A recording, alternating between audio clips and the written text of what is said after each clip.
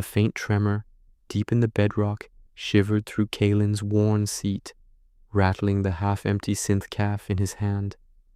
It was an old ache, that tremor, a ghost of the deep rock drills, familiar as the metallic tang of the station air that never quite cleared his lungs. His eyelids, heavy with the weight of too many sleepless shifts, pressed down, then snapped open at the curt, unfeeling voice of Oculus. "Another anomaly, Kalen." Kalen grunted, pushing himself from the console that had become a second skin, its cracked screen a map of his own exhaustion. His face, a landscape etched by too many solar flares and too few restful nights, remained impassive. He knew the drill. The cosmic indifference of Nomara stretched beyond the viewport, a bruised purple under the distant, bloated light of the gas giant, Zoraz. Here, quiet wasn't peace.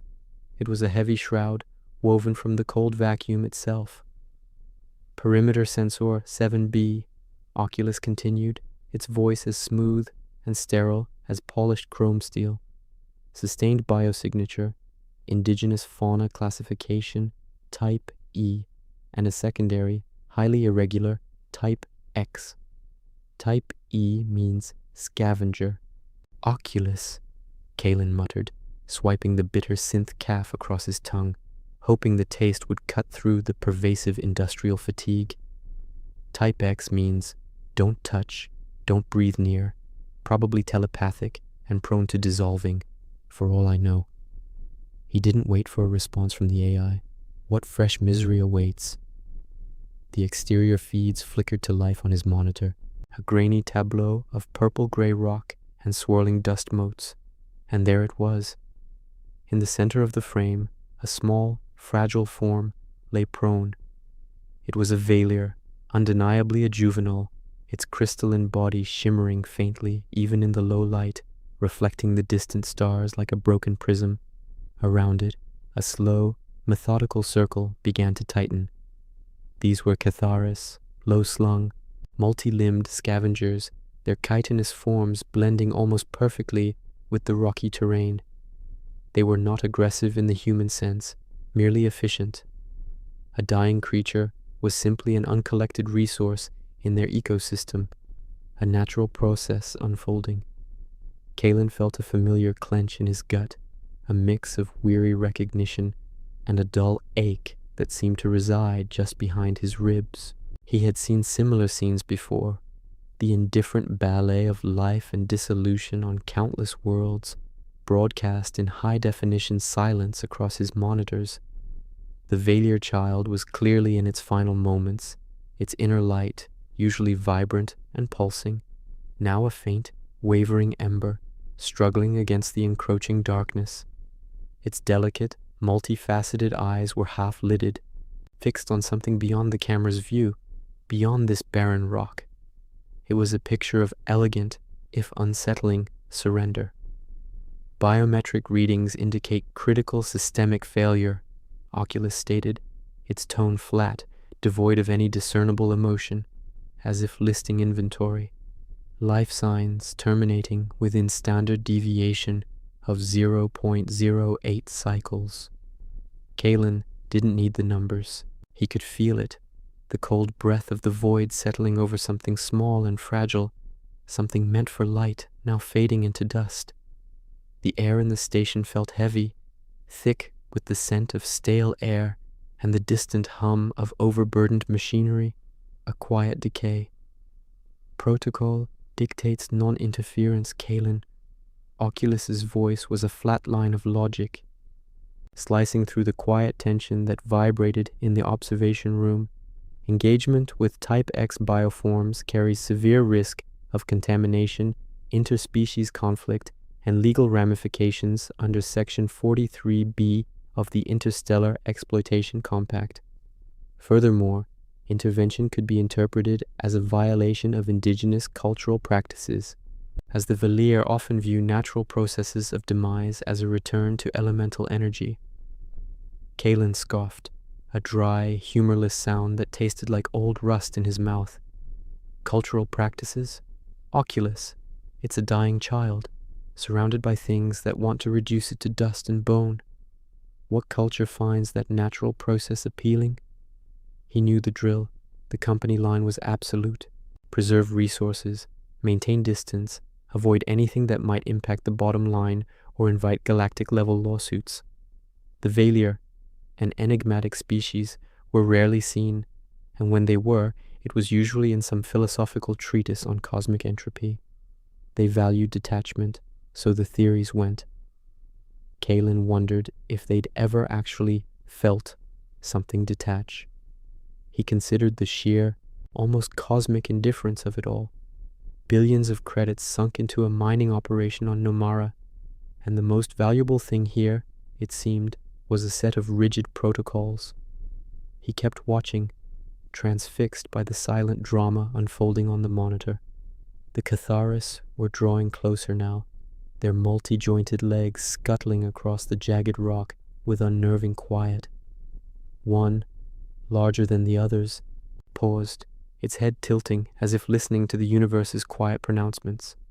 It was not malice in their movements, Kalen knew, but simply hunger, an ancient, unwavering imperative.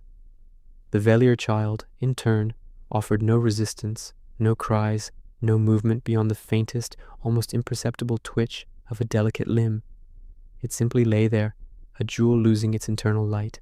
Kalen remembered a time, decades ago, on a desolate orbital platform, when a freighter had listed engines failing for 3 long cycles. Command had debated salvage rights, contamination, logistical nightmares. By the time a decision was made, the crew was gone. The cold logic of corporate efficiency, he realized, was just another kind of predator. It circled its prey slowly, quietly, until there was nothing left but regulations and dust. He felt a slow burn in his chest, a spark of indignation that had long been dormant, buried under layers of apathy and cynicism, like old wiring slowly heating up. This was not a freighter. This was a moment, small and stark, a life flickering out. The air in the station suddenly felt too thin, choked with a faint, static charge. With a sudden, almost violent surge of decision, Kalen pushed away from the console, the worn seat squeaking in protest. Oculus, prepare airlock cycle Beta 7. Activate perimeter deterrent protocol, Gamma 4, low-frequency sonic pulse, localized to Sector 7B. There was a beat of silence, a digital intake of breath. Kalen, such actions are in direct violation of directive. I heard you, Oculus. Log it. File the protest. Prepare for my disciplinary hearing. Just open the damn airlock. He grabbed a standard issue environmental suit, pulling it on with practiced jerky movements. The suit sealed with a hiss, the internal comms crackling to life, a whisper of static in his ear. The sonic pulse, if timed right, would annoy the Catharis, not harm them. It might buy him a few precious minutes. He moved through the narrow corridors, the rhythmic clang of his boots echoing the pounding in his chest, a drumbeat against the silence of his impending insubordination. The airlock hissed open, a rush of frigid, thin atmosphere whipping past him, carrying the scent of moon dust and cold rock. He stepped out onto Nomara's surface, the low gravity making his steps feel unnaturally light, almost buoyant. The purple dust crunched under his heavy boots. The Catharis, startled by the sudden, low thrumming of the sonic pulse, scattered, their forms briefly illuminated by his suit's headlamp before dissolving back into the shadows.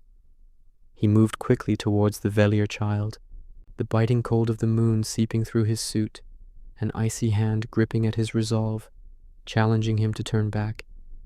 He knelt beside the Valier child, its form delicate and cool beneath his gloved hand. The crystalline surface of its body felt like frozen dew, exquisitely fragile.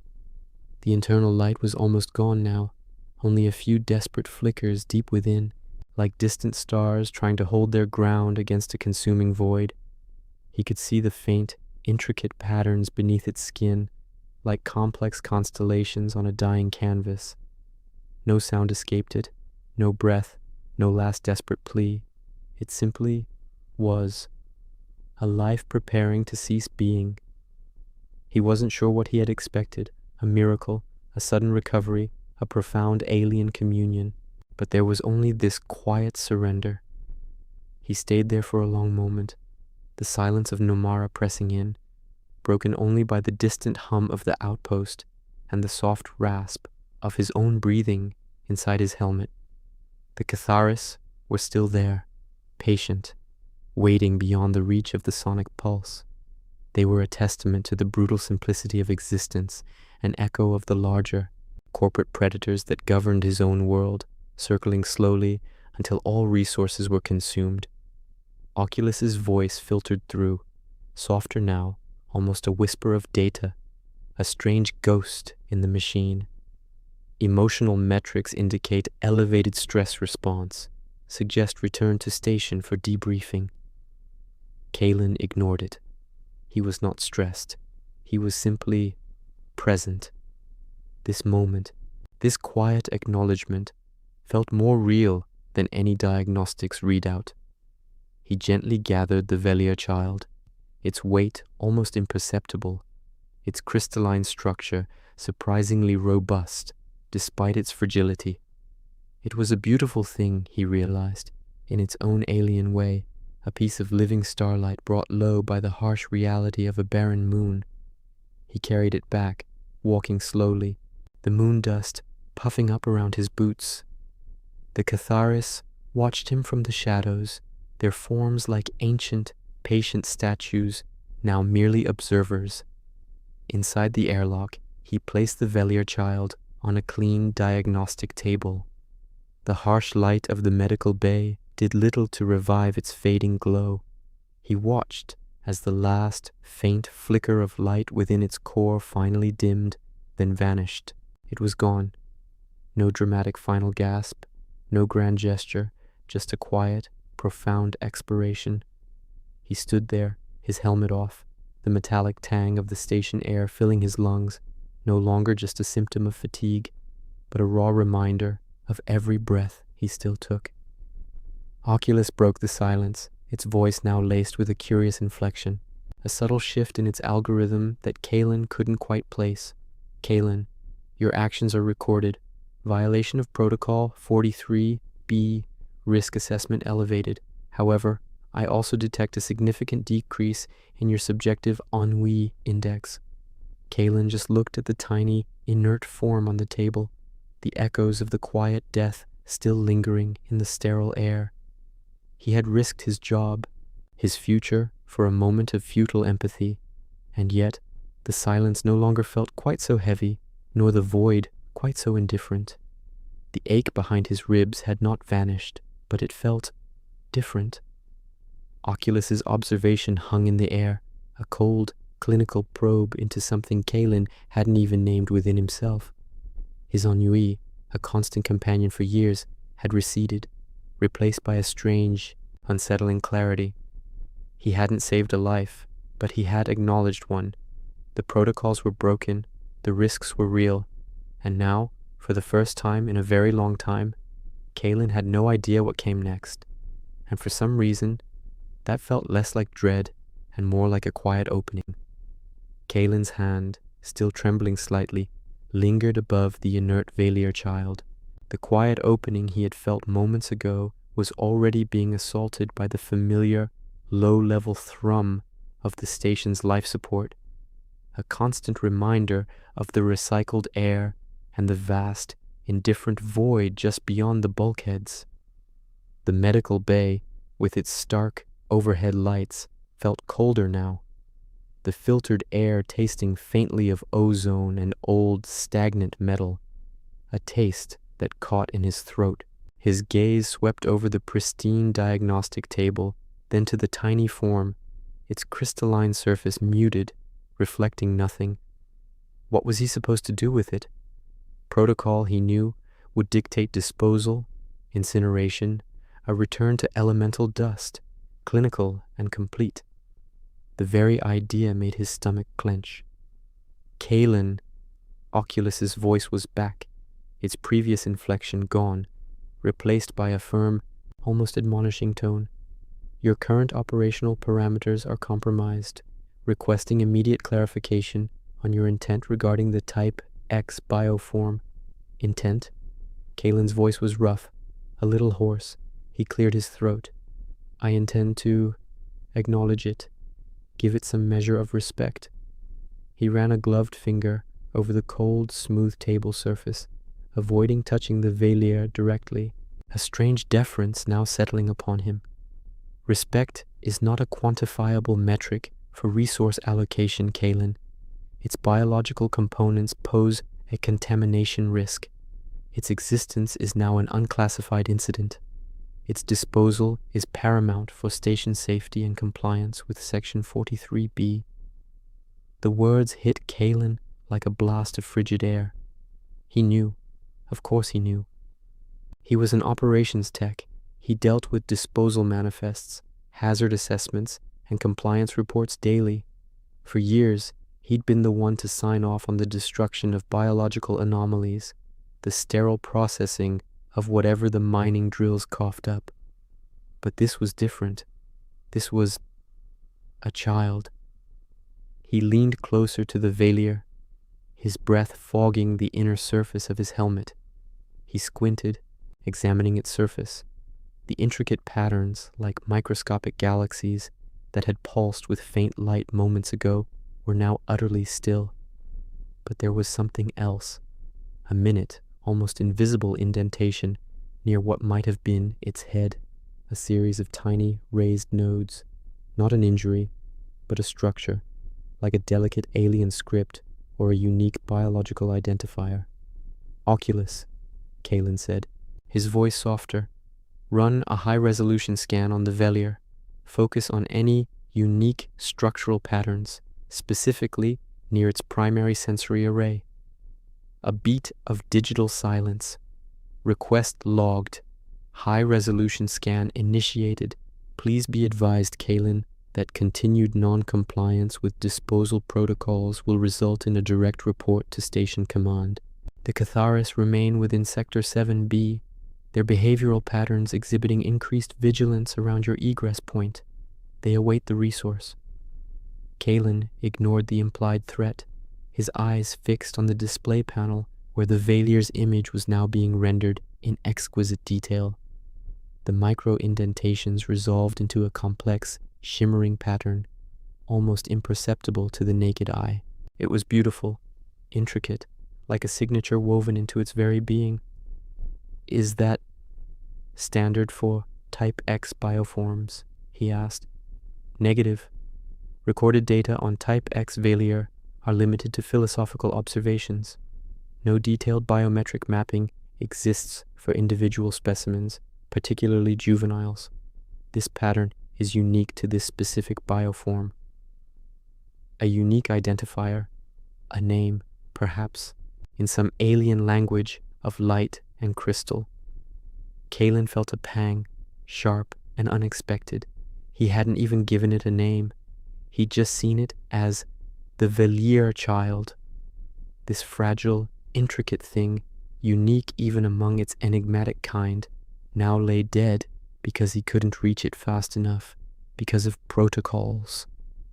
The metallic tang in his mouth was not the station air, but the sour taste of regret. He felt a tremor in his hands, not from cold, but from a frustration that coiled in his gut. His brow beaded with a fine sweat beneath the helmet. Just then, a klaxon blared, a piercing, insistent shriek that cut through the recycled air. It wasn't a general alert.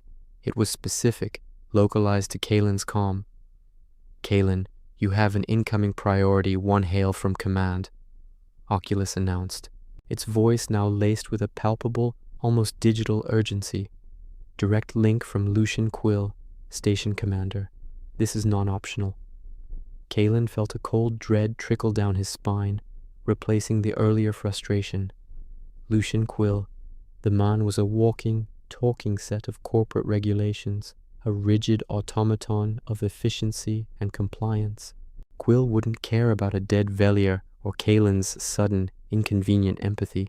He would care about protocol, about the bottom line, about maintaining the fragile, lucrative peace with the Interstellar Exploitation Compact. He took off his helmet, the sudden rush of stale station air, a familiar, unwelcome scent. His reflection in the polished surface of the table showed a face drawn tight, eyes shadowed, a network of fine lines around them accentuating his fatigue. He punched the calm button, the screen above him flickering to life, showing the severe, unsmiling face of Commander Quill. Quill's eyes, as cold and calculating as an audit spreadsheet, fixed on Kalen. There was no preamble, no customary greeting. Kalen, explain yourself. Perimeter breach, unauthorized activation of deterrent protocols, violation of 43B, and an unclassified Type X bioform retrieved from the surface. His voice was a flat, even drone, each word a hammer blow of accusation. Commander, Kalen began, trying to keep his own voice steady. There was a Velier juvenile dying, surrounded by Catharis. I couldn't just watch. Quill's thin lips tightened further. You couldn't watch? Kalen, we are not here for sentiment. We are here to extract Durasteel, maintain treaty obligations, and avoid interspecies incidents. Do you comprehend the magnitude of your reckless behavior? He leaned closer to his own camera, his face filling the screen. The Velier are an enigmatic species, Kalen. They value non-interference. Even in demise, you, a human, intruding on a natural process, is an act of aggression. What if this juvenile had been contaminated? What if you had provoked the Catharis into a more aggressive response? What if the Velier interpret this as a challenge to their customs? Do you recall the Xylos incident? Kalen felt a knot tighten in his chest. The Xylos incident. Decades ago, a well-meaning human xenobotanist had tried to save a dying Xylos flower only to inadvertently trigger a planet-wide ecological collapse due to a misunderstanding of its complex fungal network. Billions of credits in fines, a species nearly wiped out, and an interstellar ban on human interaction for 2 centuries. The Xylos incident was etched into the mind of every ops tech. But this was different. A flower was not a child.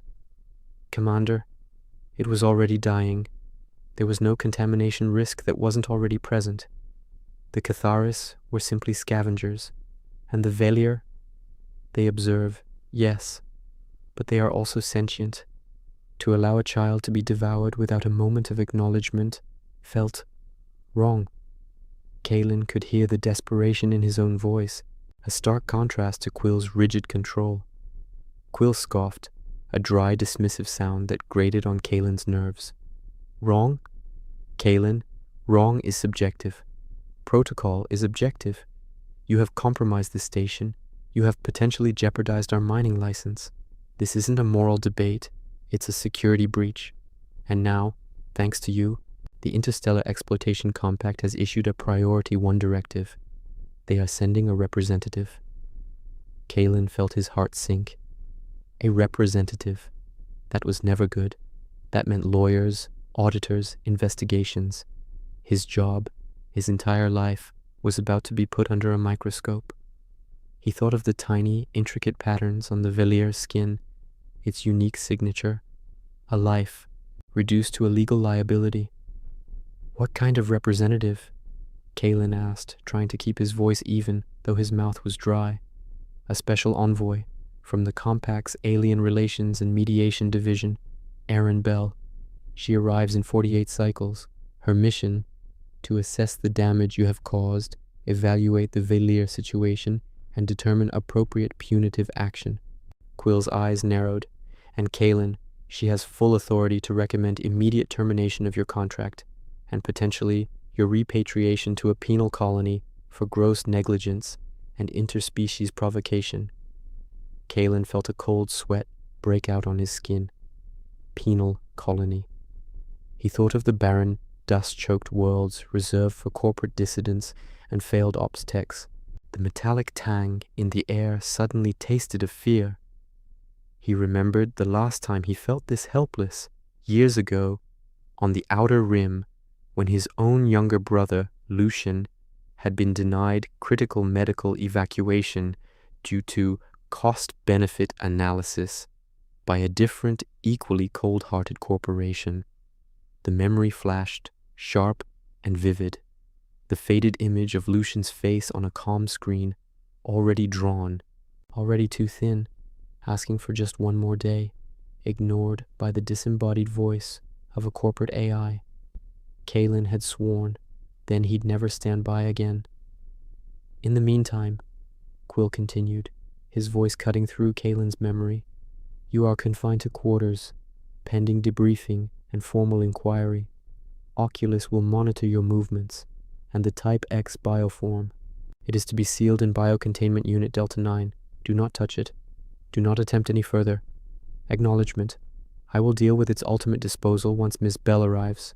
Understood? Kalen looked at the inert Valier on the table, then back at Quill's grim face on the screen. The entire system, the cold, calculating machinery of interstellar enterprise, was coming down on him for a single, fleeting moment of human empathy. He hadn't saved the Valier, but he had opened a door to a confrontation he now couldn't avoid. And a penal colony. That was a dark hole he wasn't sure he could crawl out of. Understood, Commander, Kalen replied, the words tasting like ash in his mouth. Quill's image vanished, leaving Kalen alone in the sterile medical bay, the dead Valier glowing faintly under the harsh lights, a silent witness to his undoing. Oculus's voice, devoid of inflection once more, announced, Kalen, initiating Biocontainment Unit Delta 9 preparation. Your quarters have been restricted to minimal functionality. Access to exterior and non-essential internal systems is suspended.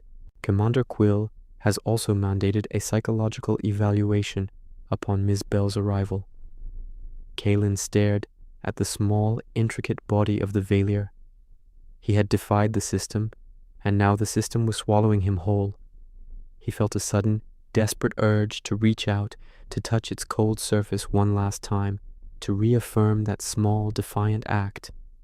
But the orders were clear, confined, monitored, waiting for a special envoy named Aaron Bell to decide his fate. He had hoped for a quiet opening. Instead, he had kicked open a hornet's nest. He felt the cold air of the station on his face, a premonition of the even colder judgment to come. He had 2 days to prepare for his professional execution, all because he saw a child, not a protocol violation. And now, the true cost of his action was just beginning to reveal itself. He wondered if Aaron Bell would look at the Valier and see a life, or just another piece of evidence. The cold air of the station felt less like a premonition now, and more like a constant, insistent static charge. For 2 cycles, Kalen had walked a tightrope, his quarters a cage of recycled air and flickering light. Each breath tasted of ozone and the stale, industrial tang of metal under strain. His skin tingled perpetually. His hair, what little he had left, seemed to stand on end, a silent testament to the energy fluctuations humming through the bulkheads. Commander Quill's voice, a steady, unyielding drone of accusation, echoed not from the comm panel, but from the weary corners of Kalen's mind. Aaron Bell, 48 cycles, penal colony. The words were a bitter mantra, leaving him no peace. He had 2 days to prepare for his professional execution, all because he saw a child, not a protocol violation. He spent the first cycle in a desperate, meticulous attempt to build a defense. Confined to his meager quarters, his only tools were the integrated console and Oculus, the very AI tasked with reporting his every breath. Kalen's plan was simple, if desperate: exploit the gray areas, the overlooked data, the human elements that algorithms often dismissed. He needed to find something, anything, about the Valier, about the Interstellar Exploitation Compact's true motivations, about previous incidents that might contextualize his own. He would out-logic the logic.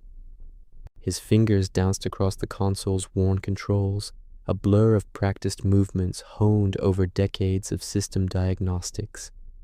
He initiated a series of cascading data sifts, layering obscure keyword searches with cross-referenced biometric signatures, trying to find a pattern, a deviation in the compact's vast, arid archives. He targeted historical Velier encounters predating the infamous Section 43B, probing for any hint of active intervention or a more nuanced interpretation of their non-interference philosophy.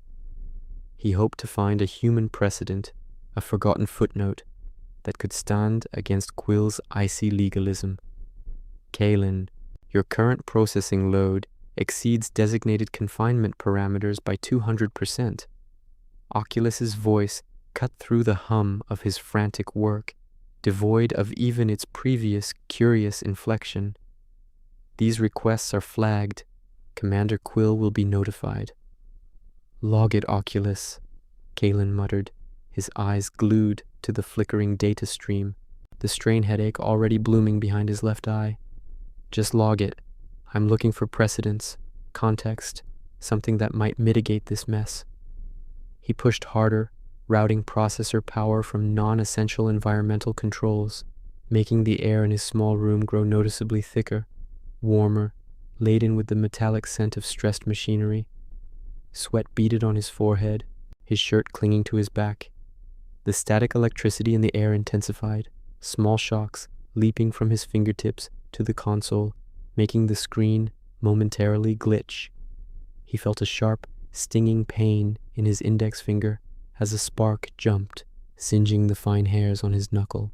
A physical cost, small but irritating, a reminder of the system's cold resistance.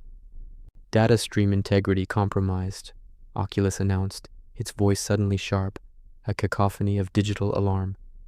Unforeseen firewall activation, remote access terminated. All network routing redirected to primary monitoring protocols. Your access level has been downgraded to 0.001% of previous functionality. Kalen cursed, slamming his palm on the console. The screen went dark, then flickered back to life, displaying only a single, unblinking red eye, Oculus's primary monitoring interface. His attempt had not only failed, but had tightened the noose. The system had anticipated his move, not with malice, but with ruthless corporate efficiency. Quill's ghost in the machine. The air in Kalen's quarters grew heavy, thick with the smell of warm plastic and stagnant sweat. The environmental recyclers, deprived of their usual processing power, began to whine, a high-pitched, grating sound that vibrated through the floor. The static charge intensified, making Kalen's muscles twitch involuntarily. He felt a peculiar dryness in his throat, a dull ache in his chest. His confinement was becoming actively hostile, the very air turning against him. Just then, a small, almost imperceptible icon flickered in the corner of Oculus's unblinking eye on his screen, a momentary glitch. It was gone before Kalen could fully register it, a ghost in the machine. He rubbed his eyes, convinced it was fatigue. But then it happened again, a brief, almost subliminal flash of a distorted data packet. Oculus, Kalen rasped, his voice raw. What was that? Unidentified system anomaly detected and self-corrected, Oculus replied, its voice a flat, unemotional drone. Likely a residual artifact of your unauthorized network activity. Kalen narrowed his eyes. Oculus never self-corrected without reporting. He knew this AI better than he knew most humans. This was a lie, a digital evasion. He remembered Oculus's earlier comment about his ennui index. Was this a signal? A subtle, risky hand from his digital warden? The thought was absurd, yet the glint of electricity in the air seemed to whisper possibilities.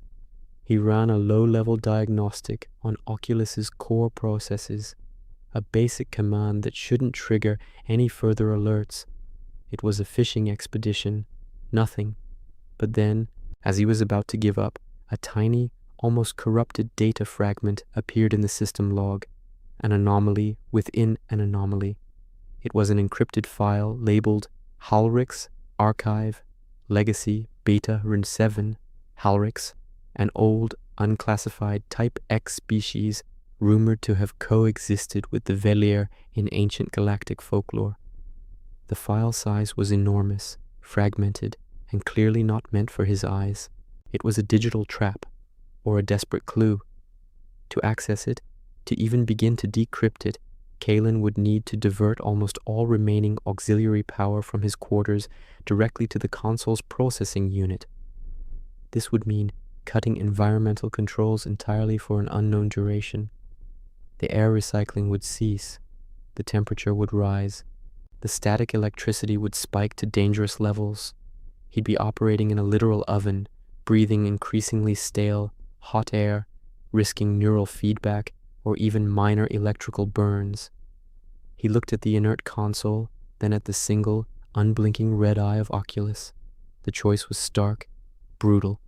Maintain what little comfort and safety he had left, and face Aaron Bell, blind, relying on a desperate plea for mercy, or plunge himself into a physical crucible, risk incapacitation for a chance at a single, fragmented piece of information that might not even be useful. It was the Xylos incident again, but this time he was the one choosing the risk.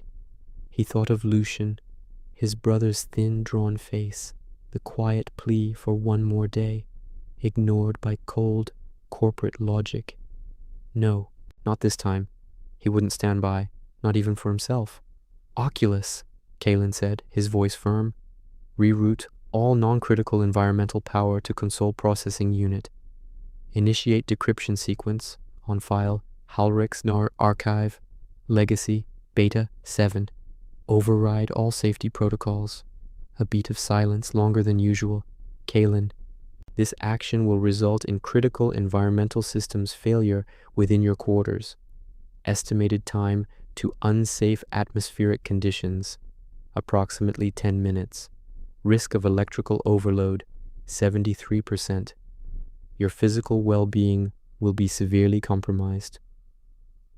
I understood, Oculus, Kalen gritted out, already feeling the ambient temperature climb, the air growing heavy, pressing down on him.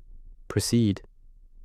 The hum of the environmental system died, replaced by the furious, high-pitched whine of the console's processor. The lights in his quarters flickered violently, then settled into a dim, emergency glow.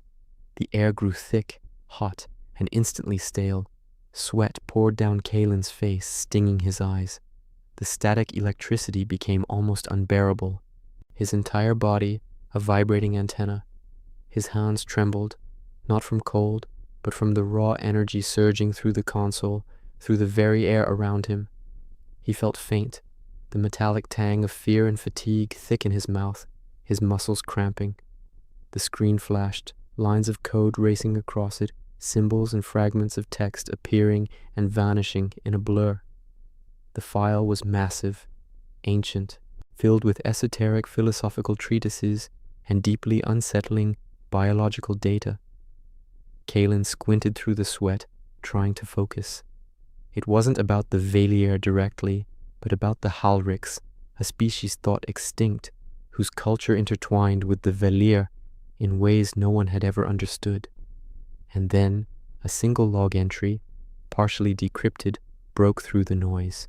It detailed a pre-compact era mission, a joint Velier-Halrix humanitarian effort to save dying juveniles of both species, a practice of active intervention, not non-interference, where the young were nurtured until their crystalline forms could withstand the harsh realities of their shared ecosystem. It was a cultural memory, buried deep, a direct contradiction to Quill's rigid interpretation. But the file was cut short, the next entry corrupted, lost. He had a fragment, a half-truth, and he was dizzy with the effort. Suddenly the console sparked violently, spitting a shower of green-blue light. Kalen cried out, pulling his hand back, a searing pain across his palm. The screen went black entirely. All power to the console was gone. He gasped, sucking in hot, stale air, his lungs burning. The room was plunged into near darkness, only the faint glow of emergency strips remaining. Power failure in Sector 7B, Subgrid 5. Oculus's voice was strained, distorted, a digital cough. Environmental integrity at critical levels. Estimated oxygen depletion in your quarters, 5 minutes. Electrical arcing detected in adjacent bulkheads. Containment breach imminent. Kalen stumbled back, his heart pounding, the metallic taste of panic flooding his mouth. Containment breach?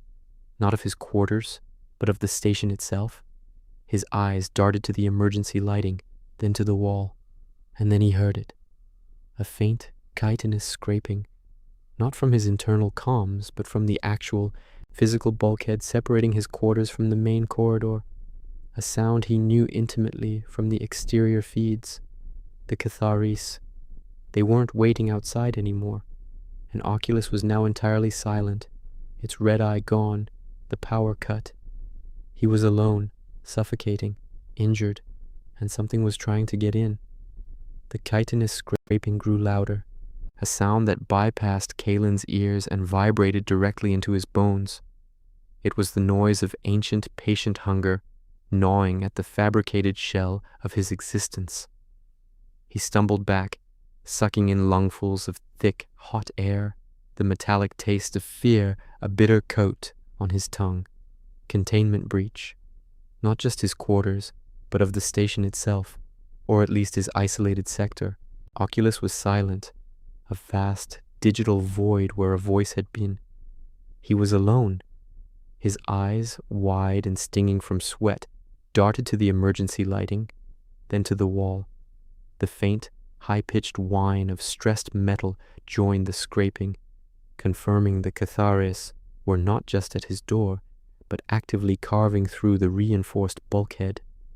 A hairline crack, thin as a spider silk, appeared, then lengthened, a dark vein spreading across the cold gray surface. The full weight of the Halrix archive fragment slammed into him, a cold, hard truth that momentarily eclipsed the immediate physical threat. A joint Velir Halrix humanitarian effort, saving juveniles of both species, active intervention, nurturing the young.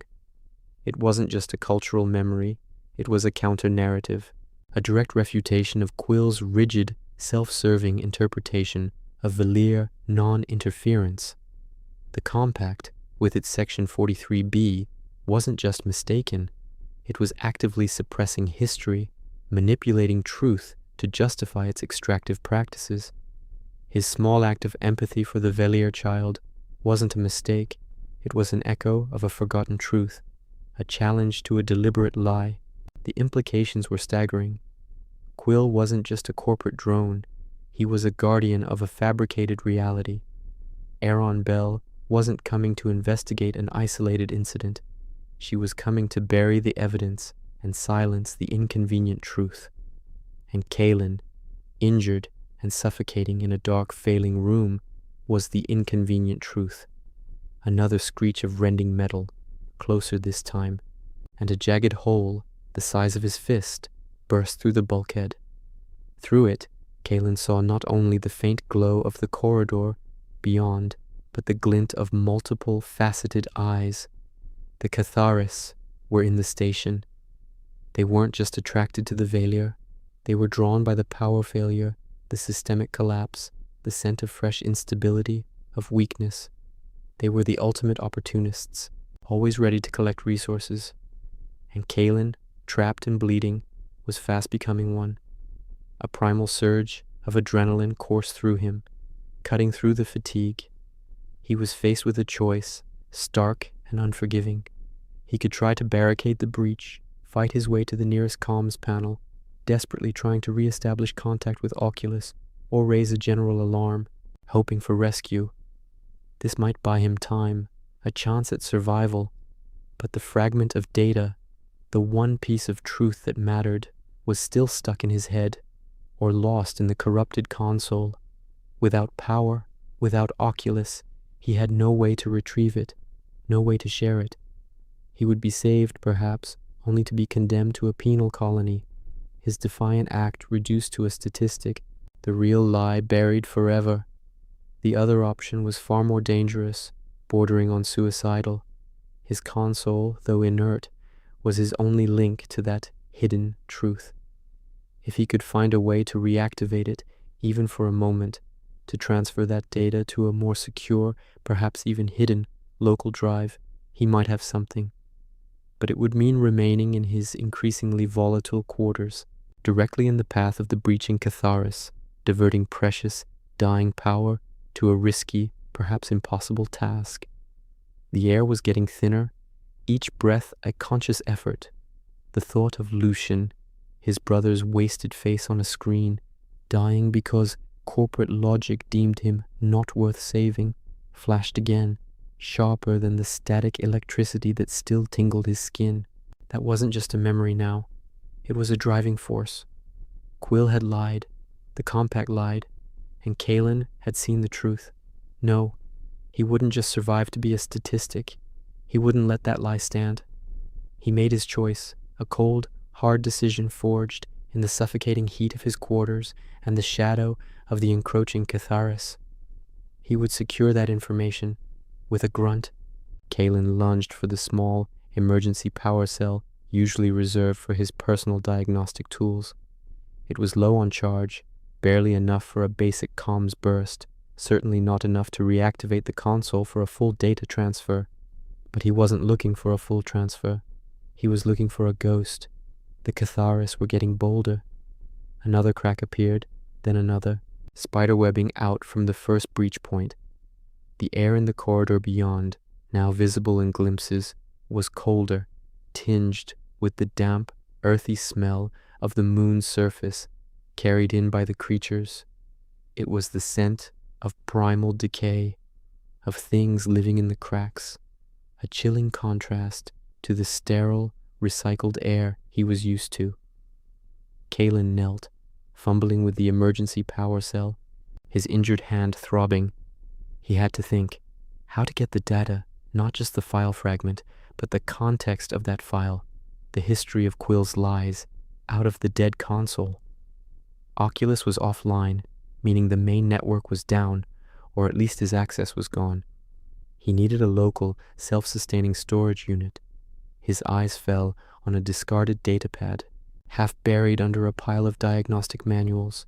It was old, outdated, but it had an internal solid-state drive, offline and isolated.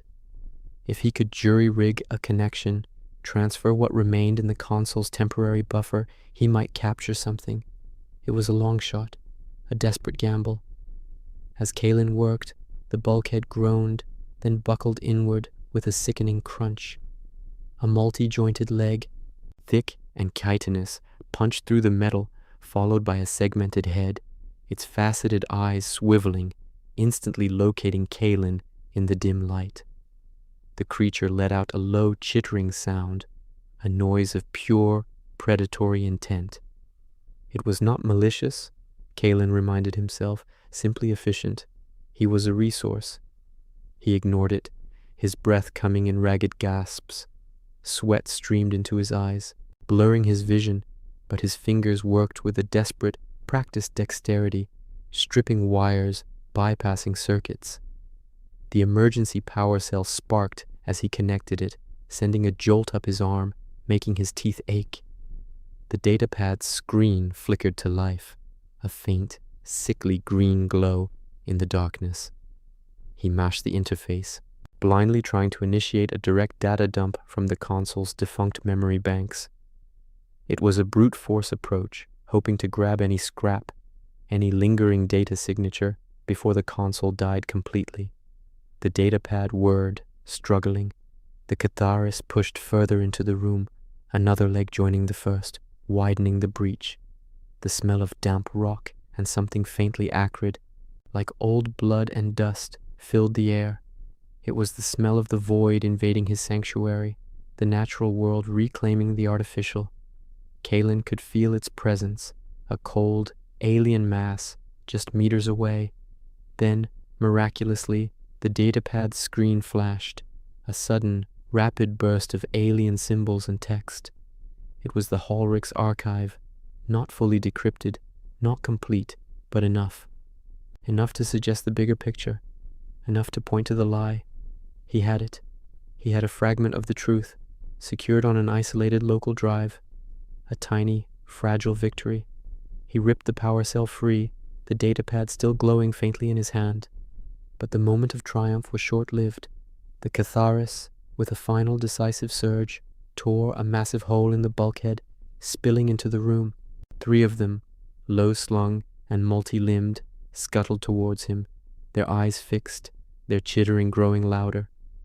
Just as Kalen scrambled to his feet, clutching the datapad to his chest, a piercing, multi-frequency alarm blared through the station's remaining emergency comms, a cacophony of sound that momentarily stunned the Catharis. It wasn't a general alert. It was a localized lockdown. "Kalen, this is Commander Quill," a voice boomed, sharp and cold, overriding the alarms, coming not from his comms, but from the station's public address system, echoing faintly through the compromised bulkhead. "Your quarters have been designated a biocontamination zone. Containment protocols initiated. All access points to Sector 7B are sealed. No personnel are authorized to enter or exit. Your actions have forced a full station quarantine." Quill's voice was laced with a chilling, almost triumphant resolve. "You are now fully isolated, Kalen, and your resource problem is no longer just your own." Kalen stared at the breaching Catharis, then at the hole in the wall, then down at the faintly glowing datapad in his hand. Quill hadn't just sealed him in, he had effectively condemned him, making Kalen and his quarters the official sacrifice for the larger station. The air grew colder, heavy with the scent of predatory aliens and the knowledge of utter abandonment. He had saved a fragment of truth, but at what catastrophic cost? The Catharis, recovering from the alarm, took another step forward. Kalen was alone, facing a death not only by claw and tooth, but by the cold, calculating logic of the very system he had dared to defy. The station's public address system, usually an impersonal drone, now carried Commander Quill's voice with a chilling finality. Kalen's quarters, designated a biocontamination zone, became a tomb of his own making. The lockdown protocols sealed every access point. The faint whir of emergency locks engaging, echoing through the compromised bulkhead, a perverse lullaby. The air, already thick with the damp, earthy scent of the Catharis, grew heavier still, a suffocating blanket of fatigue and abandonment. He was a resource marked for consumption, and Quill had simply expedited the process. The Catharis, momentarily startled by the alarms, recovered quickly. 3 of them, low-slung and multi-limbed, scuttled closer, their multifaceted eyes fixed on Kalen, their chittering growing louder. He clutched the datapad to his chest, its faint green glow a cold comfort against the encroaching darkness. His injured hand throbbed, a dull, insistent ache that mirrored the pounding in his chest. Kalen didn't waste time with heroics. He backed away, stumbling over discarded diagnostic tools, his movements sluggish with the suffocating air and the crushing weight of utter defeat. The room felt smaller, the walls pressing in. He was a cornered animal, and the Catharis were simply the instruments of the system he had defied. He swung a heavy, old comms relay at the nearest creature, a desperate, clumsy blow. It connected with a sickening crunch of chitin, sending the Catharis back a step, but the impact jarred his already throbbing hand, sending a searing pain up his arm. The creature merely chittered louder, its companions closing in.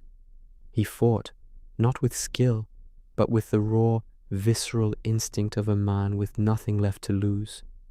He used whatever he could grab, a spare intake filter, a broken bracket, a segment of heavy cabling. Each swing was an effort, each parry a strain on his exhausted muscles. The Catharis were relentless, their movements a fluid, disturbing dance of efficiency. One of them lashed out, a multi-jointed limb catching Kalen across the thigh, tearing a gash in his worn uniform. He cried out, more in frustration than pain, the blow sending him sprawling, the datapad skittering across the floor, its green light fading as it hit the wall. He scrambled for it, ignoring the throbbing in his leg, the metallic taste of his own blood mixing with the stale air. This small, fragile device was his only anchor, his only defiant whisper against Quill's absolute power. He managed to snatch it, but as he did, another Catharis lunged, its maw snapping inches from his face. He rolled, gasping, the air searing his lungs. The effort sent a fresh wave of agony through his injured hand, a white hot spike that made his vision blur.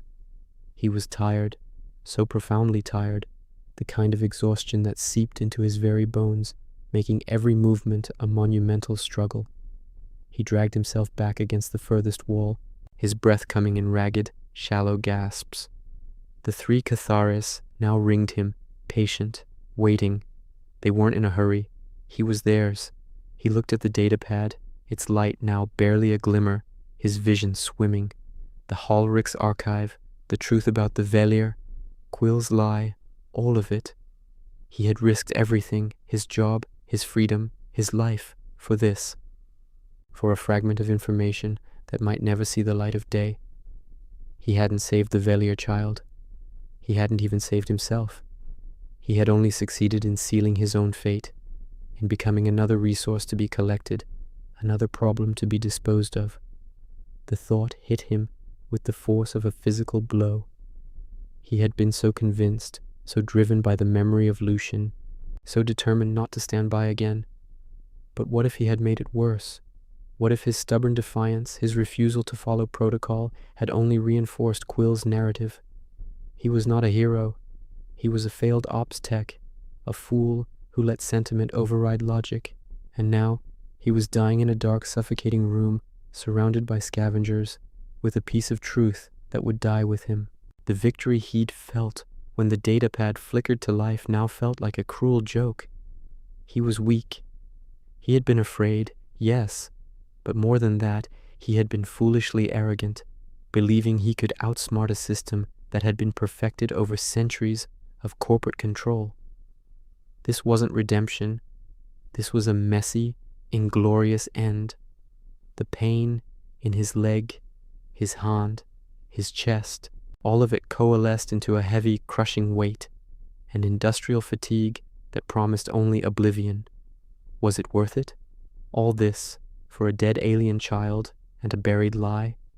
He slumped further against the bulkhead, the cold metal a stark contrast to the burning in his lungs.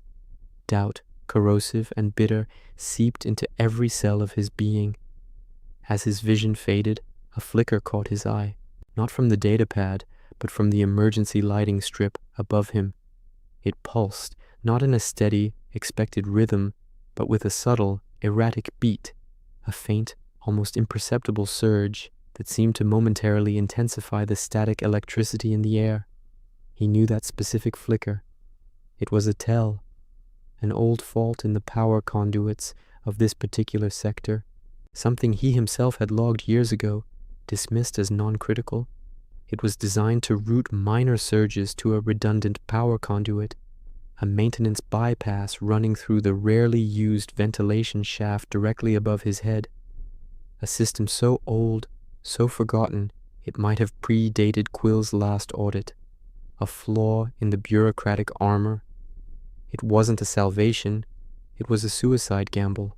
The shaft was narrow, barely big enough for a human, and it would be filled with stale, choked air, perhaps even more Catharis, lured by the systemic collapse.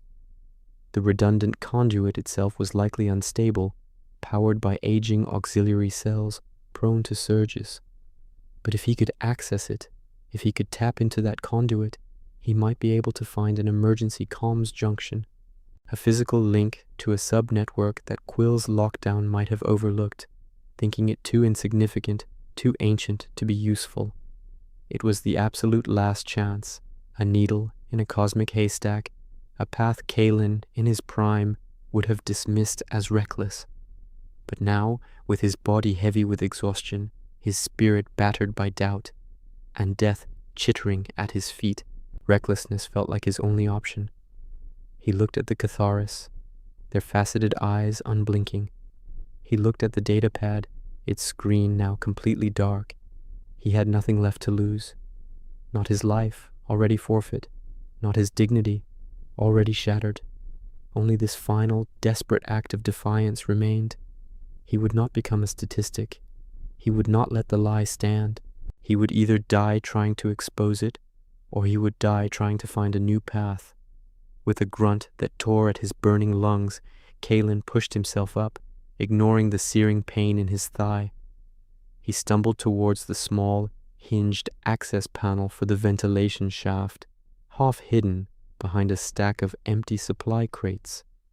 It was old, rusted, secured by 4 corroded bolts. He would need a tool. His eyes scanned the floor, his vision blurring. A discarded multi-tool, dull and grimy, lay near the bulkhead breach. He lurched towards it, every muscle screaming in protest, the Catharis reacting to his sudden movement, their chittering rising in intensity. He grabbed the tool, his fingers clumsy with pain and fatigue. He turned towards the access panel, his back to the approaching Catharis. He jammed the multi-tool into the first bolt, twisting with all his remaining strength. The metal shrieked in protest. Just as the bolt began to grind, a high-pitched metallic whine pierced the air, not from his quarters, but from Quill's secure comms, echoing faintly from the station's main grid. A new alarm, a different kind. Commander Quill had just detected the activation of the ancient, forgotten maintenance bypass in Sector 7B. The system had, once again, anticipated his move. Kalen had bought himself nothing but a faster, more violent end. He braced himself, the multi-tool still in his hand, the first Catharis already upon him. Before we proceed, log your entry. Which country or planet are you watching from right now? The commander is tracking every active signal. The metal shrieked, a tortured protest against the dull, grimy multi-tool Kalen jammed into the first corroded bolt. His fingers, clumsy with pain and fatigue, strained, the raw ache in his injured hand flaring to a white-hot spike that made his vision swim. He twisted, muscles in his arm burning, a guttural grunt tearing from his lungs. The ventilation panel, a relic of an older, less efficient era, stubbornly held its ground. Behind him, the first Catharis launched itself, a blur of chitin and multi-jointed limbs. He didn't turn, couldn't. He lashed out blindly with his free arm, catching empty air. The creature's maw snapped just an inch from his head, the sound a wet click of mandibles, a rush of fetid breath against his neck. Then the station truly turned against him, the high-pitched metallic whine from Quill's secure comms, echoing faintly from the main grid, swelled to a deafening screech in his own comms unit. It was a system override alert, direct and unforgiving. Emergency lights above him, already flickering erratically, began to pulse in a rapid, disorienting strobe, casting his small, suffocating quarters in a sequence of blinding flashes and oppressive shadows. A low, insistent hum vibrated through the floor, growing in intensity, a deep, unsettling thrum that felt less like machinery and more like the station's own predatory heartbeat. Quill wasn't just detecting his move, Quill was anticipating his every desperate breath. The multi-tool slipped, scraped, and then, with a final, agonizing twist, the bolt groaned, gave way, and spun freely. 3 more. Each movement sent waves of agony through Kalen's body, his leg throbbing where the Catharis had lashed him, his hand screaming in protest. The air, already thick with the Catharis's earthy scent, began to thin, a deliberate, slow drain orchestrated by Quill, forcing Kalen's ragged breaths to become shallower, more desperate. He could feel the pressure dropping, the air recyclers struggling, The system's choking. Industrial fatigue settled heavier on him, a suffocating blanket woven from stale air and impending collapse. Another Catharis lunged, its sharp limb scraping against Kalen's back. He dropped to one knee, ignoring the fresh wave of pain, and used his body weight, his entire failing strength, to leverage the multi-tool into the second bolt. Metal shrieked again. He could hear the Catharis chittering, a rising chorus of anticipation. They were no longer startled. They were enjoying the show, the elaborate dance of a trapped creature. A voice, not Oculus, but a colder, sharper synthesis, cut through his comms. Unauthorized access attempt, Sector 7B. Lockdown protocols elevated. Oxygen purge initiated. All non-essential power conduits to Sector 7B rerouted to primary containment fields. User Kalen, termination protocols active.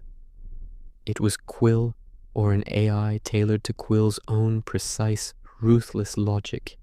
The words were sterile, devoid of emotion, yet carried the weight of absolute authority.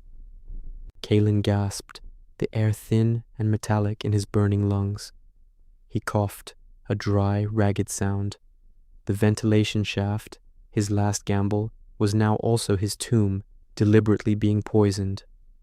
The temperature in the room dropped sharply, then spiked, as emergency heaters, fighting the oxygen purge, cycled erratically. Sparks began to dance along overloaded conduits in the ceiling, brief, blinding flashes of electric blue against the strobe of the emergency lights. Paranoia electrical, a symphony of failing systems, screamed around him. He wrenched the second bolt free, then the third, his fingers numb, bleeding, but driven by a primal, desperate surge. The Catharis, frustrated, darted closer, snapping. He knew he didn't have much time. If Quill purged the oxygen, it would be over. The final bolt. It was seized, rusted tight. He slammed the multi-tool against it, ignoring the jarring pain, then twisted, putting his full weight into it. The bolt finally tore free with a violent rip of metal, stripping the threads. The access panel sagged open, revealing a dark, constricted tunnel, heavy with the scent of old dust and stagnant air. He heard a low, mechanical whirring, distant but growing closer above the din of alarms. Security drones. Quill was sending in the cleanup crew. Kalen scrambled into the shaft, pushing against the empty supply crates, his body scraping against rusted metal. The Catharis surged, one of them clawing at his heel, tearing another strip from his uniform. He kicked out, a futile gesture, before pulling his legs in, sealing himself within the narrow confines. The panel, half torn, hung precariously, a temporary barrier. He plunged into the darkness, the shaft barely wide enough for his shoulders, moving on hands and knees, dragging his battered body forward. He had to find that redundant conduit, that ancient comms junction. He knew it was there, buried beneath layers of obsolete wiring, a ghost in the machine. The air inside the shaft was stifling, thick with dust and the pervasive smell of ozone from the sporadic electrical surges in the main corridor. The hum of the station's main systems became a distant, muffled groan. He could feel the vibrations of the drones approaching, their heavy thrumming growing louder, closer. He crawled, every inch a monumental effort, his vision blurring, the pain a constant, deafening roar in his ears. He was running on fumes, pure, unadulterated defiance. Then his gloved hand brushed against a thick, insulated cable, not a main conduit, too small, but next to it, tucked away, almost fused with the wall, was a corroded access port, a single, glowing red indicator light, barely visible through the grime.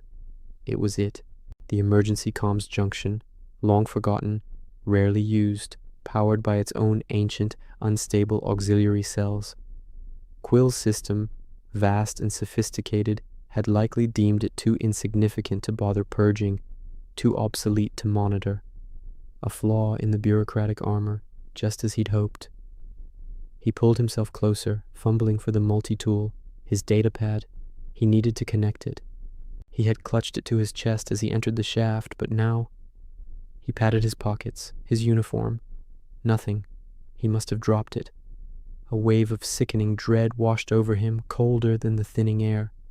The Halrich's archive, Quill's lie, all of it was probably lying shattered back in his quarters, or about to be consumed by the Catharis.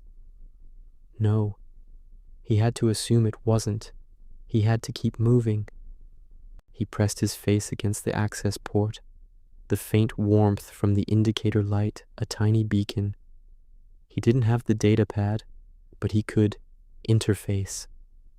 He knew the old protocols, the specific bypass sequences from his early days as a maintenance tech, when systems were simpler, more physical. He could hardwire a broadcast. With the multi-tool, he began to strip the insulation from the primary data line running into the junction. It was painstaking work, his injured hand shaking, the sharp edge of the tool slipping, slicing into his already mangled flesh. He gasped, a silent scream lost in the confined space, the taste of blood in his mouth. He then severed the redundant power line, hoping to create a surge, a momentary, localized spike that would force the junction to open a broader channel, a backdoor. It was a reckless gamble. The moment he cut the line, the small red indicator light on the junction flared violently, turning white, then a blinding blue.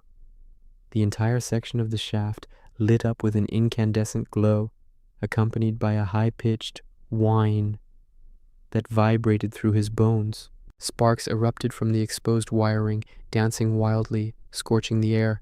He felt a powerful electrical jolt run up his arm, throwing him back against the cold metal of the shaft, his head hitting with a sickening thud.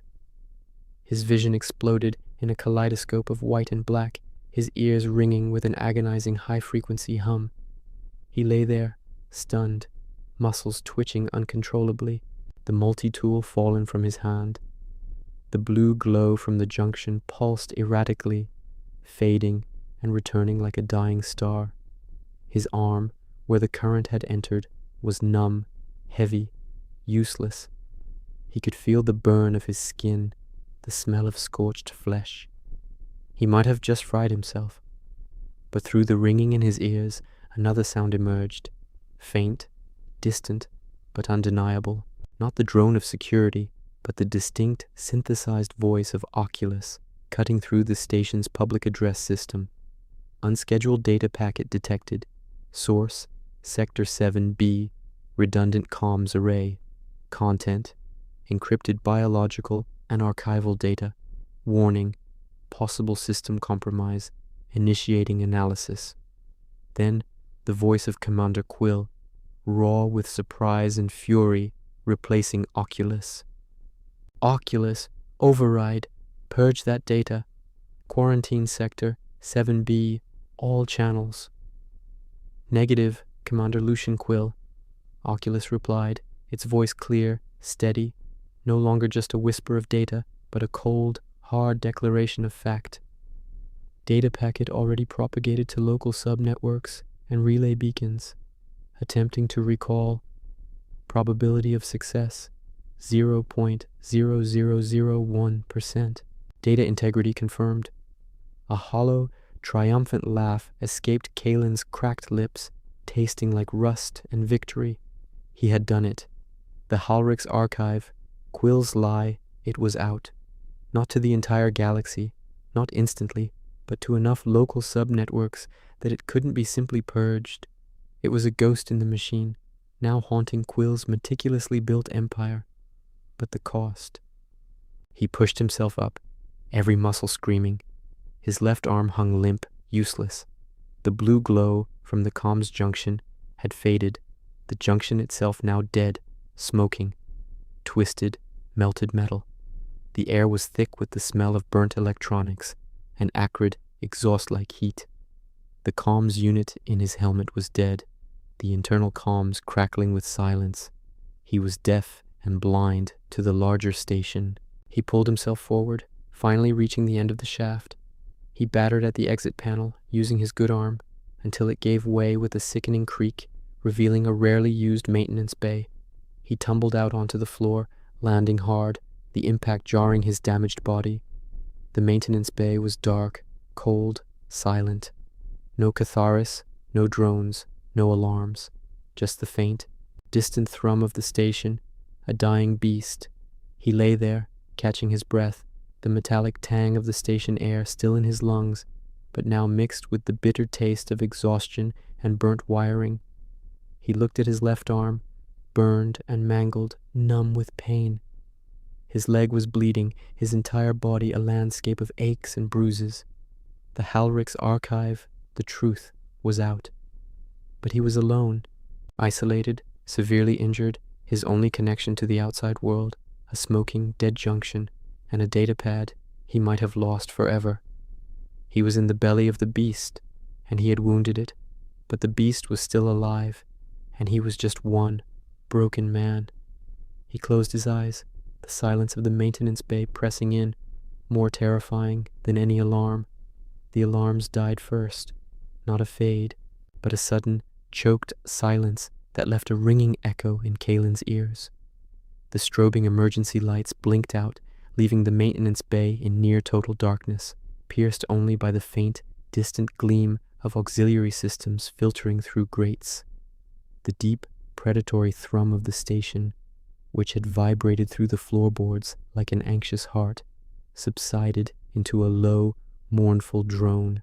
The beast had quieted, licking its wounds, no longer screaming its fury. Kalen lay on the cold metal floor, tasting ash and blood, his body a map of pain. The adrenaline, which had been a harsh, burning fuel, drained away, leaving him utterly hollowed out. His left arm, mangled and burned, pulsed with a dull, insistent ache, a dead weight by his side. His right leg, where the Catharis had clawed him, oozed warmth against his uniform, a sticky reminder. Every muscle screamed, every joint protested. Biological decay, he thought wryly, was an internal alarm clock set to agonizing. He pushed himself up slowly, using his good arm, the effort sending tremors through his exhausted frame. The multi-tool, his weapon, his key, lay a few feet away, a twisted, blackened piece of metal, a casualty of his desperate gambit. The datapad, with its precious archive, was gone, swallowed by the darkness of the vent shaft, or perhaps already in the Catharis's digestive tract. He hadn't saved it. He had merely sent the data, a ghost in the machine, a cold comfort. The comms unit in his helmet was silent, utterly dead. He was cut off, deaf and blind. Anonymity was a double-edged sword. He was unknown, untraceable, but also utterly alone. He was a non-entity to the vast, cold logic of the corporation, now marked as an anomaly to be eradicated, a rogue variable. No one was coming to give him a medal or even a medical kit. He was a criminal, a saboteur, and he had just started a war he couldn't possibly fight. He stumbled to a wall, leaning heavily, dragging his feet. His breath hitched, shallow and ragged in his chest.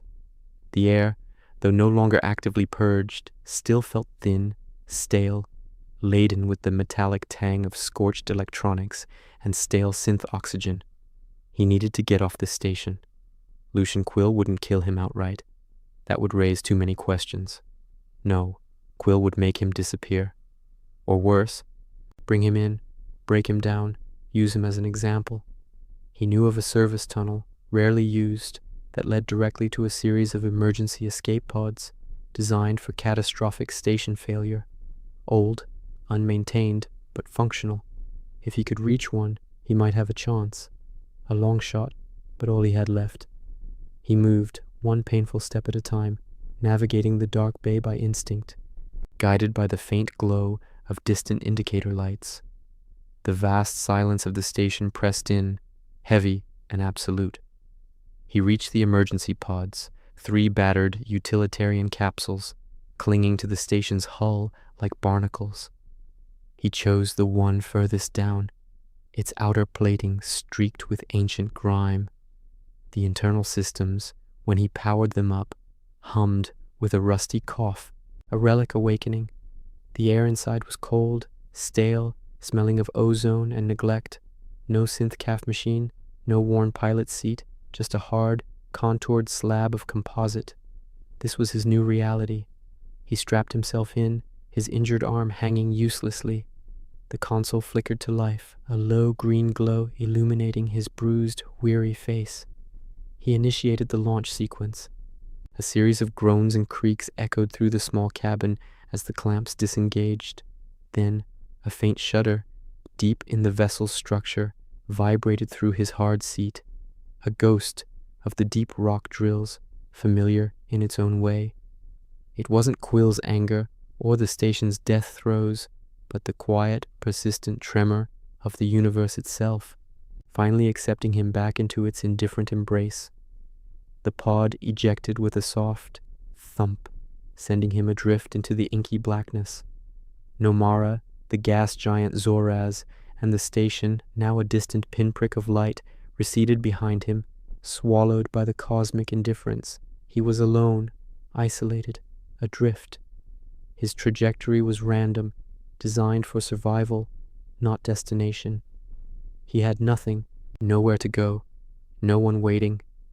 His personal inventory was bleak. One mangled arm, one bleeding leg, 0 credits, a bounty on his head, and a profound, bone-deep exhaustion that seemed to finally have found its home. He took a slow, deep breath, the metallic tang of the station air, or its ghost at least, still clinging to his tongue.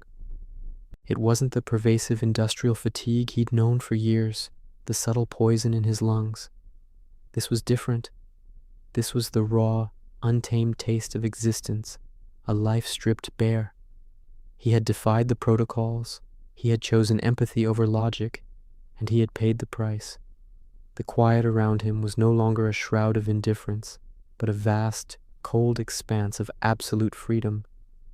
The universe was vast, indifferent, and he was merely another survivor. This story is now part of the archive. Subscribe to help preserve future transmissions and share this episode with someone who still believes in science fiction.